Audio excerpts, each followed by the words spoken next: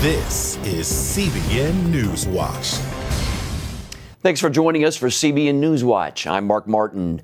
President Trump will meet with Israeli Prime Minister Benjamin Netanyahu at the White House today. The visit comes in the middle of an annual pro-Israel policy conference in Washington, where Netanyahu will speak along with Vice President Mike Pence and UN Ambassador Nikki Haley. All are expected to hammer away at Iran. CBN's Jenna Browder has the story from Washington. A lot is on the table for President Trump and Israeli Prime Minister Netanyahu.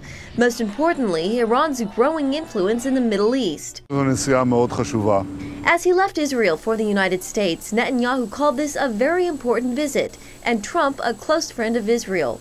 The two leaders are expected to talk about President Obama's nuclear agreement with Iran, something they and many lawmakers consider a bad deal. The Prime Minister makes a very compelling case that the Iranian nuclear agreement as is not in the interest of anyone in the world other than Iran. Senator Lindsey Graham, on a recent trip to Israel, also warned about Iran's growing military and political influence in the Middle East, even close to Israel itself. I am hoping that the Trump administration, who has been a great ally of Israel, has unleashed our military against ISIL, will look longer and harder in cooperation with the international community to stop what I think is a dangerous advancement by Iran throughout the region. We will all regret allowing Iran to run rampant, and the sooner we can deal with this, the better. Netanyahu also wants Trump to attend the opening of the U.S. Embassy in Jerusalem that's set for May, tied into the 70th anniversary of the founding of modern Israel. Palestinians oppose the embassy move, one of the major complications, as the Trump team tries to come up with a peace deal. Adding to the situation, Trump's point man, Jared Kushner, has lost his top secret security clearance. Back in Israel, Netanyahu is facing allegations of corruption, police arriving at his residence Friday to question him over a bribery scandal. Both he and Trump, who's dealing with a Russia investigation, say they're not concerned.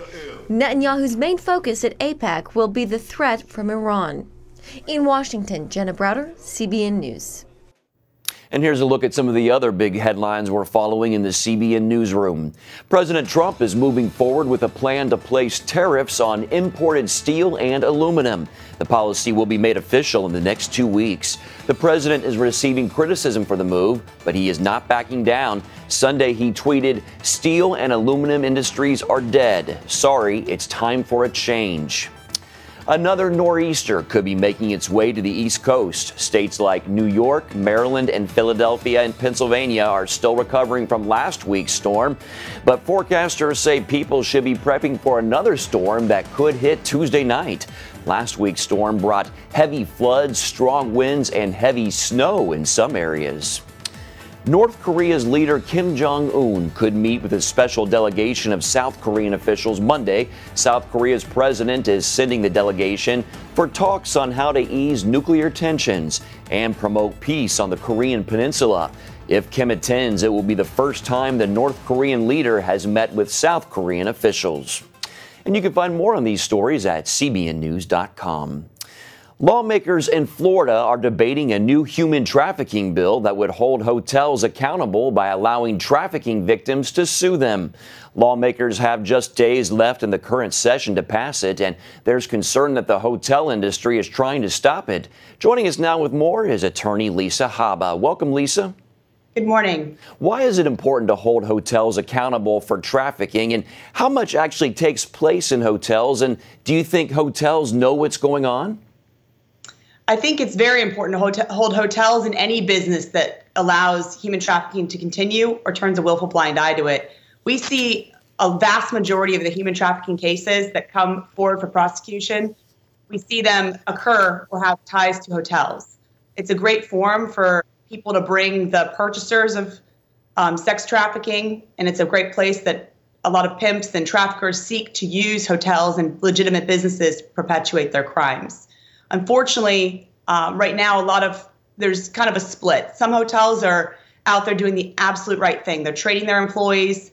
They're taking the steps necessary to prevent this. But there are those hotels that are not as well.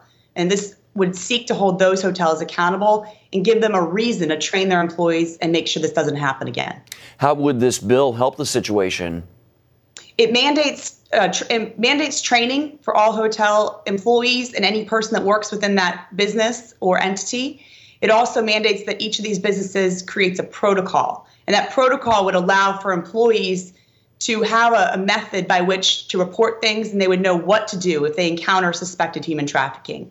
And most importantly, it creates accountability.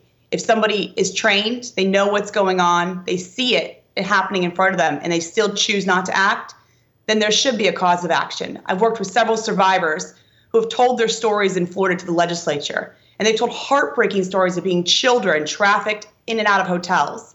One woman recounted a story of looking a hotel worker in the face, mouthing for help, and having the woman look at her and walk in the opposite direction.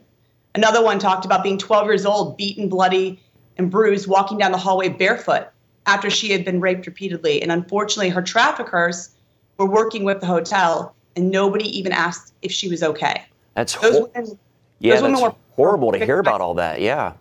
Well, you've been concerned recently that the hospitality industry, hotels are actually trying to stop the bill. Why do you think they would try to stop this? Well, what the public statement that's been made so far by the Florida Restaurant and Lodging Association has been they're worried about frivolous lawsuits being filed by attorneys, and that's been their concern. Okay, all right. Well, what is the plan at this point to get the legislation passed before the end of the session? We're calling on the House Rules Committee, the Senate Rules Committee Chair, Senator Benaquisto, to call a Rules Committee next week. We have a few days left in session. She would need to call a Rules Committee. We'd have to agenda this bill again, and we'd have to ask it to go before the Senate for a vote. At that point, it then could go before the floor after passing in committee, and we can make this good bill become law. Is there a positive in all of this? I mean, we heard these horrific stories. Is there any progress being made in rescuing trafficking victims from hotels? Yes, law enforcement is actively working across the state right now to rescue victims anytime they encounter them. What we're looking for, though, is many times victims are going unreported. Crimes are going unreported because those people that have the opportunity to see them occurring in these industries are not reporting them. So this would create that accountability. Unfortunately, right now, the most we have going right now is that those good Samaritans and good citizens out there that see it and do report it potentially are saving lives. Yes, definitely do not look the other way. Lisa Haba, thank you so much for your time and your insights today. We appreciate it. Thank you. Coming up, a special look behind the scenes at one of the most remarkable stories in the Middle East today. We'll be right back.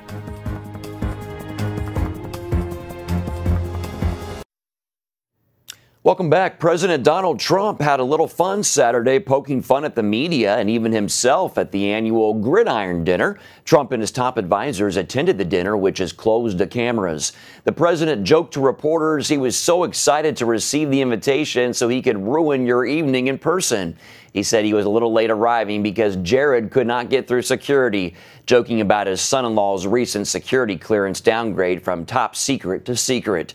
He also took the chance to rip the New York Times. He called the newspaper a New York icon.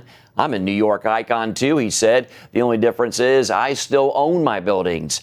As usual that evening, Saturday Night Live also had a good time mocking the president. I said I was going to run this country like a business. That business is a Waffle House at 2 a.m. Crazies everywhere, staff walking out in the middle of their shift, managers taking money out of the cash register to pay off the Russian mob. The Gridiron Club is the oldest and one of the most prestigious journalism organizations in Washington. For nearly 40 years, the Israeli-Syrian border has been Israel's quietest, but over the last few years, it's become one of its most dangerous. The Syrian civil war that began on March 15, 2011, has left nearly 500,000 dead, millions of refugees, and millions more refugees in their own country. But in the midst of all this danger and chaos, Israel is working to change hearts and save lives.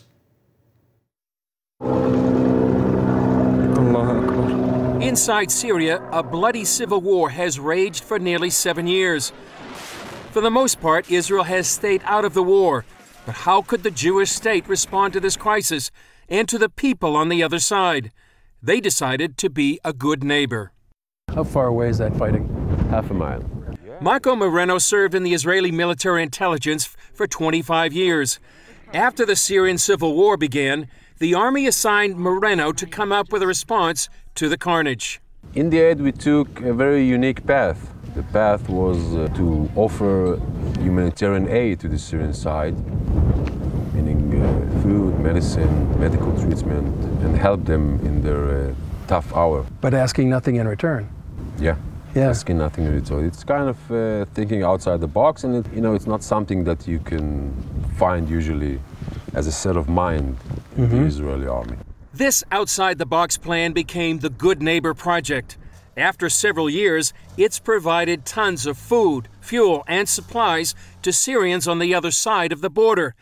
The military also brought thousands in need of medical treatment into Israel, despite the warlike relationship with the Syrian government.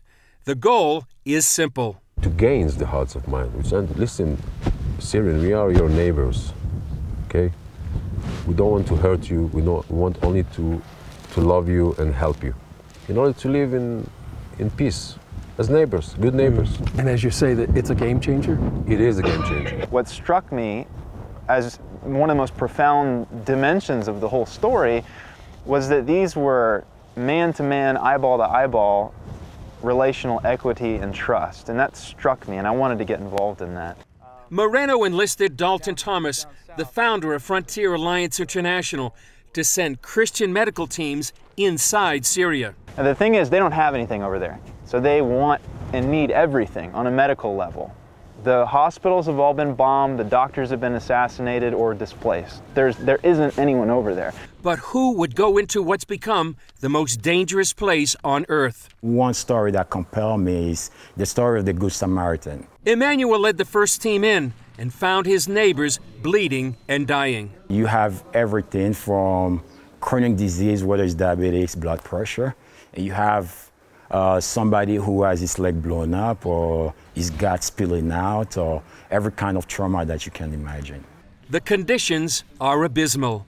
First thing I saw was hospital. I remember walking down the stairs and I remember smelling, because they had a lot of traumas that day, and I remember smelling the blood and then just walking in and being like, oh my goodness, what did I get myself into? Brittany also found herself in the war zone. She came with Tanya, a surgeon, and Melanie, a translator. They all went into Syria to help those caught in the crossfire. As chief surgeon, Dr. Tanya faced procedures she never saw in civilian life. At the moment I began the surgery, I felt like God would show me how to proceed, whether it was a C-section, a hemorrhage, amputations or traumas, like skull or vertebrae or any type of trauma. But why go into such a dangerous place? If anything, when I read the Bible, what I see is a God who is mighty in battle, a God who intervenes in a time of dire distress or need.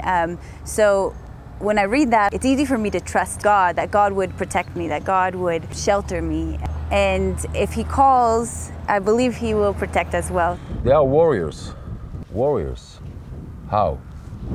You have two kinds of warriors.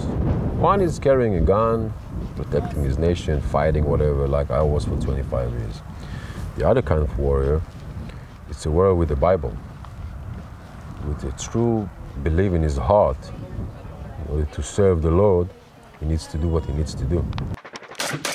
Syria, it's the dangerous place on earth. Everything can happen in Syria, everything. And they live in bad houses without hot water, bad food, they don't have any toilet, sleeping sometimes on the ground, but they are believers. They're doing it because they love Israel, because they love Jesus, and they want to help, in the name of Jesus, the Muslims. This is a very honorable thing. God put His love in me, and it was His love that compelled me to go to that place, in spite of the risks. Away from the operating room, Dr. Tanya learned how to make bread Syrian style. While they came as neighbors, they left as family. Welcomed in almost immediately as a part of the family because there was no one else there. How quickly I fell in love with the people and the community. They were amazing people, and so the day that we left was probably one of the hardest days of my life, just with leaving these people that I had grown to love so much. The dynamic here is it's a threefold cord. You know, it's three ropes that have been intertwined together, and the bond is so tight. But who would have thought that Syrian, Arab, Sunni Muslims, Christian laborers, and the Israeli army, and the bond between the three is amazing. I think it in itself is a phenomenon and a miracle. As believers, as Christians, I believe our life is not our own to start with. So I come from that perspective, is the fact that because Jesus has given his life to me, all I can do is give my life back to him and allow him to write the story of my life. So however that story is, I am pretty comfortable with that. Yeah. They're really doing this because of the audience of one, that he sees it and it matters to him, and he's the one that's motivated this whole thing. And to me, that's the most beautiful part about it, because at the end of the day, everything comes down to the question of, is he worth it? Indeed, the harvest is ripe, and the Lord is doing something amazing in the Middle East, making a way where there is no way for his message, for the gospel. Chris Mitchell, CBN News, the Syrian-Israeli border. Powerful story will still ahead. Up next, we're sitting down with the Newsboys. Hear the story behind their latest project.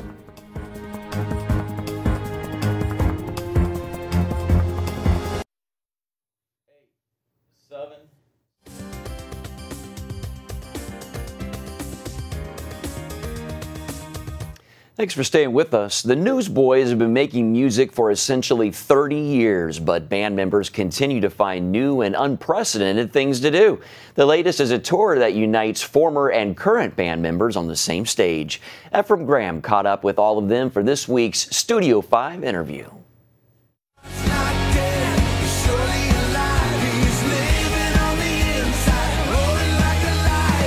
This tour is a bit of a reunion. What sparked the idea for all 6 of you to get together? The whole idea of it is just brilliant, I think, in the sense of obviously fans from the past will know Pete, and some of the kids will be like, well, who's that guy? But it doesn't matter who that guy is, 'cause that guy is part of a major part of this whole thing over the years. It's going to be fun these guys are great musicians, and it's going to be fun to hear that sound again, hear a certain sound that, whenever a band gets together, it only makes a particular sound generally, and so I'm looking forward to that. All right, now, so with this Newsboys reunion, I have to ask this question. Will we finally see a DC Talk reunion? I was on a text thread yesterday with Dan and Toby. We're talking about the next cruise thing. We're going to be like 2019, a big cruise thing. But I was like, it's time for, Toby Mac, DC Talk, Newsboys, a full-on like arena run. News Talk.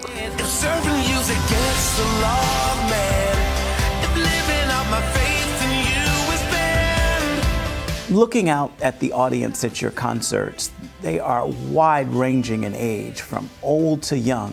How have you managed to have such a broad appeal? You know what? I think the simple fact that we've been around for a while means that, back when Pete and Phil were in the band, we had fans. They were teenagers, they were young adults. Now they're married and they're having kids. So I think we see often 2 and 3 generations of families come and enjoying a Newsboys show. It really even goes further back than that, because you think the parents that brought their kids, now they're grandparents or even great-grandparents, and they still enjoy,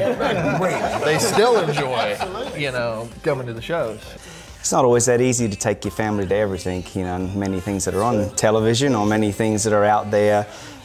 Many environments that are out there, you don't always feel, I don't feel that great about this, but this, I think the Newsboys have always tried to create an environment that's really, a great time for everybody. It's always been something that is, music used to divide families, and, rock and roll, listen to that, but a Newsboys has always been something that families can rally around. Any thoughts on what you'd like the legacy of Newsboys to be?